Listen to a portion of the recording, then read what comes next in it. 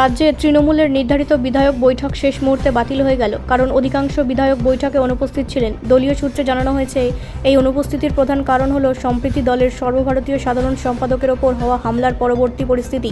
দলীয় নেতৃত্বের দাবি, এই হামলার ঘটনায় রাজ্যের বিভিন্ন প্রান্তে কর্মী সমর্থকদের মধ্যে তীব্র ক্ষোভ তৈরি হয়েছে। ফলে অনেক বিধায়কই নিজেদের এলাকা থেকে পরিস্থিতি সামাল দেওয়ার কাজে ব্যস্ত থাকায় কলকাতার বৈঠকে উপস্থিত থাকতে পারেননি। সূত্রের খবর, বৈঠকে মূলত সংগঠনগত বিষয়, আসন্ন রাজনৈতিক কর্মসূচি এবং আইনসভা অধিবেশনের প্রস্তুতি নিয়ে আলোচনা হওয়ার কথা ছিল। কিন্তু বিধায়কদের ব্যাপক অনুপস্থিতির কারণে বৈঠক কার্যত অর্থহীন হয়ে পড়ে এবং তা বাতিল করার সিদ্ধান্ত নেওয়া হয়।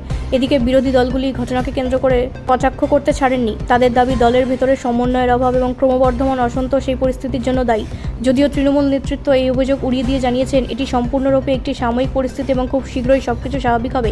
রাজনৈতিক মহলের মতে, অভিষেক বন্দ্যোপাধ্যায়ের ওপর হামলার ঘটনাটি শুধুমাত্র একটি আইন শৃঙ্খলার বিষয় নয়, বরং তা রাজ্যের রাজনৈতিক সমীকরণেও বড় প্রভাব ফেলতে পারে। আগামী দিন দল কিভাবে এই পরিস্থিতির মোকাবিলা করে সেদিকেই নজর থাকবে। ব্যুরো রিপোর্ট, রাষ্ট্রীয় প্রসার বাংলা।